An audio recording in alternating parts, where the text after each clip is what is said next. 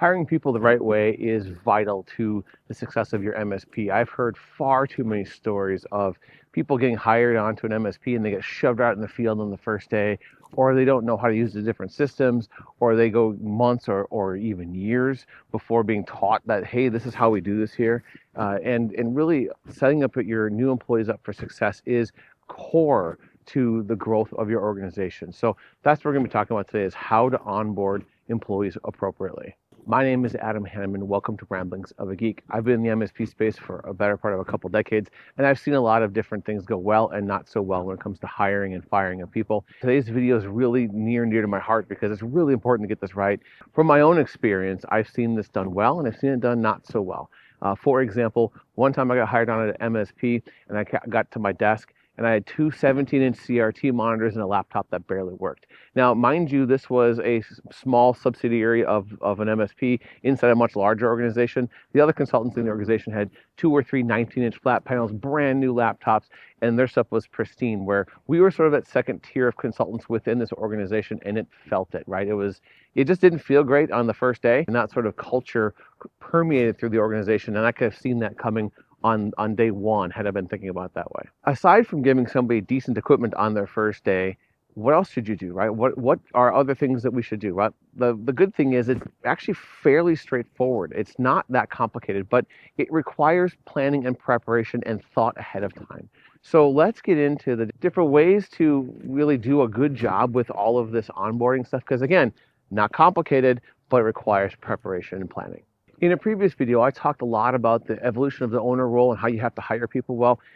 If you're going to hire people, let's just do it well. So let's get into the why and sort of the what and sort of the how. So first, let's start with the why, because when you bring on a new employee and you do it well, a number of things happen. One, you get the full benefit of having them on your team earlier than you would if you did it poorly. The second piece is when you do this well, you probably build a longer term employee than you would had you not done it very well, right? The idea here is that you want to set expectations early on, that you are a mature, responsible organization that takes care of their people. You're setting that person up for success. You're setting that role up for success. And ultimately, it is just a much more cohesive team when your people enjoy working for you. And that actually starts from day one. So now let's talk about kind of all of the different pieces to it, right? The what. So I've got 10 things I want to get into as it relates to the what, and then I have a little bit on the how, and then we'll get you out of here. So number one is all about mission, vision, core values, those kinds of things. Having those defined and done well for your organization is really important. Now, it becomes the litmus test, right? This whole mission, vision, core values, all of that stuff is how you make decisions within your organization. Ideally, it's how you make hiring and firing decisions as well. So you need to knock these out of the park early. And you might modify them and adjust them over time.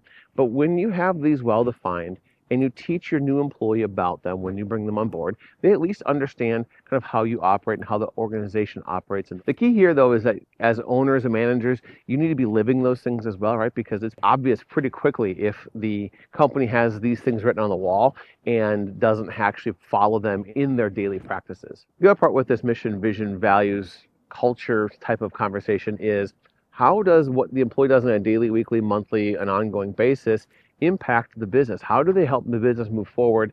How do they contribute to the overall bigger picture and vision of the organization? I think that's really important to define early for every employee, even if they are a junior engineer all the way up through super senior engineers or your other leadership team members and those kinds of things. It's important that everybody understands how their role moves the company forward, because that's just what people are looking for. They're looking for a sense of belonging. They're looking for a sense of how they fit in. If you can define that for them early, I think you're in a much better spot.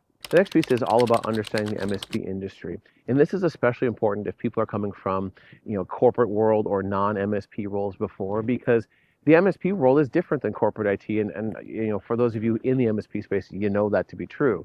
And so when you bring on somebody who doesn't have a lot of MSP experience, or even if they have some, it's important that they understand kind of how you operate as an MSP and kind of the things that you do here. And this is things like time entry and paying attention to different clients and the different things that you support and just kind of how you operate as an MSP. I think it's an important thing to make sure you have dialed in and explain it well to these new employees.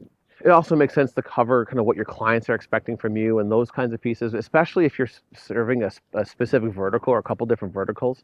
It's important that they understand some of those nuances with some of those verticals or some nuances across your client base. There are things that you can think of, I'm sure, that would be helpful for people to understand when they come on board. So let's get into role-specific conversations or role-specific training, because it's obviously important that they understand what their day-to-day role is, but it's also important for them to understand the different things as it relates to like KPIs and what success looks like for them, what a good day, week, month looks like. All of those different pieces are really important to understand how to succeed within the role. Because if you teach them kind of how their role impacts the organization and you tell them how they can be good at their job, those are two things that they can link together as, hey, if I do this really well, this is going to make this better and the company is going to grow and be better off for it, right? You want to start linking their daily behavior, daily activities and outcomes to what their overall longer term goals are with the organization anyway. The next piece is talking about the tools and the systems that you use, right? Because you probably have a PSA and an RMM and a documentation engine and all the other stuff that goes on within how you operate as a day-to-day MSP. Now, if someone's coming from the corporate side of the world, of course, most of these tools are new to them. And if they're coming from the MSP side of the world, these tools may be new or they may have used some of them in the past, but it's important that they understand how you use these tools and how your business gets the job done, because it's common for a tech to come from one MSP that uses PSA-A and they come to your MSP and you still use PSA-A, but you use them differently, right? So it's important for them to understand what a good use of the tools looks like in your world. Now, they may have ideas about how to improve it, and that's awesome, but that's not exactly what they need to learn on day one. And the more quickly they get up to speed on the tools, the more quickly they're going to be able to support your business long term.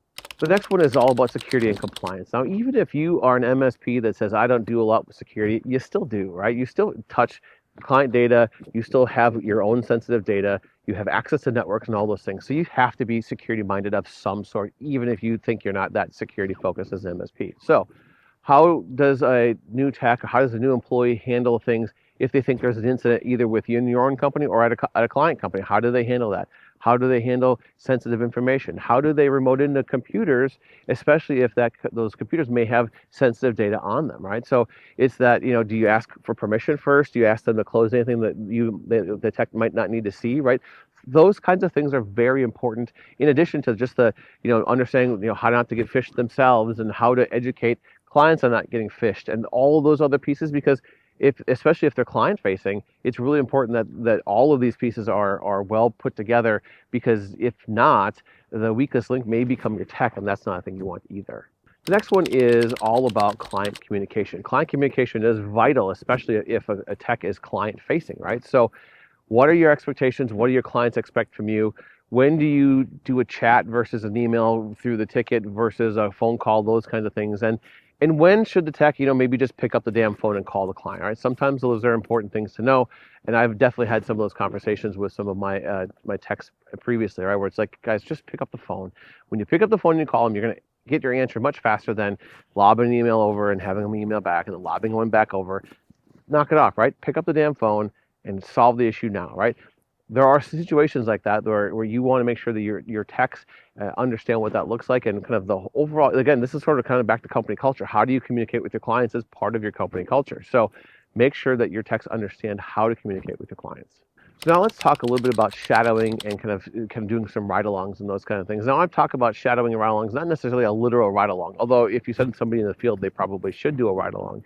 But this is where your tech or your new employee has an opportunity to see how experienced people in your business do the work, right? How does a engineer that's been working for you for a while do the day-to-day work, and have the person ride along with them and those kind of things. And eventually then you flip it, right? You have the tech do the new tech do some of the work, or the new employee do some of the work, and the person that they were shadowing with helps them kind of move those things forward. But you want to make sure you do some of that, because it's far too easy to bring somebody on board and go, holy crap, there's an emergency somewhere. Brand new person. I know you might be day one. Here's the address. Here's a firewall. Go deploy, right? That's a thing I've seen plenty of times in the past. Now, yeah, that might happen still, but you really shouldn't, right? So you want to make sure that you have a plan for how to handle these things, and you're not just shoving people out into the world without understanding what the expectations are, and shadowing and riding along and those kinds of things are really important. Now, it might be with multiple different engineers, and you might do shadowing with a couple different departments if you want to, right? There's a number of ways to do it. There's probably a Goldilocks zone where it's like not where it's kind of right in the middle, right? Where you're not doing every department and you're spending 3 or 4 weeks on shadowing, and then it's also not like, hey, you're out in the field on day one, right? There's probably somewhere in the middle that makes sense for you and your organization. You're gonna have to determine that for yourself. But the thing here is that you want to make sure that they get a chance to see your more experienced employees in action, so that that way they know kind of what that overall package looks like when they are ultimately asked to do the job full time for themselves. So building on that shadowing and riding along kind of conversation, your engineer, your new tech, your new whatever you hired needs a person to ask questions to, right? And ideally it's not you or not their direct manager, right? Maybe they have a buddy or a mentor for a little while, or maybe you have somebody that you want to elevate into leadership and they've got some natural leadership skills. Maybe you have this person work with them when they've got questions, that maybe that becomes their first line of questions, and maybe you become the second line or third line. Like, those are some things that are really important, but you want someone who's going to be able to be responsive to them, and that's not like dominating their day to day and week to week, right? And this is a really important thing to kind of build out early, so that way you aren't stuck answering questions for months or longer. The next piece is giving your new employee a growth path, right? What does their career look like today versus a year from now, 3 years, 5 years, whatever that looks like, right? The idea is you want to give them a path for growth. From your junior people to your senior people, most people want to see some sort of a path, right? I've worked at an MSP for a number of years where I had a pretty clear path for a number of steps in my career growth, which I was pretty excited about. I actually took a little bit less pay so that way I could see some of that career growth, because it made sense, right? For me, the growth was more important than the pay. And you'll find that many people are motivated by different things. But if nothing else, you still want to have this career path conversation, because if you could take this career path conversation and build that into how they do a good day job kind of a world, and how their job helps move the company forward, you kind of build those three things together. That's a really cohesive way to show how the employee can bring value to the company, receive value from the company with some of the career path stuff, and understand how to be successful in their day job. Knowing those three things is really important for everybody. So make sure you're hitting on at least those three things, if nothing else. Before I jump into number 10, do me a favor, drop a comment below with something that you found worked either well or not so well with when you hired somebody or when you were hired yourself. So now let's talk about number 10 for a minute, because this one is really important.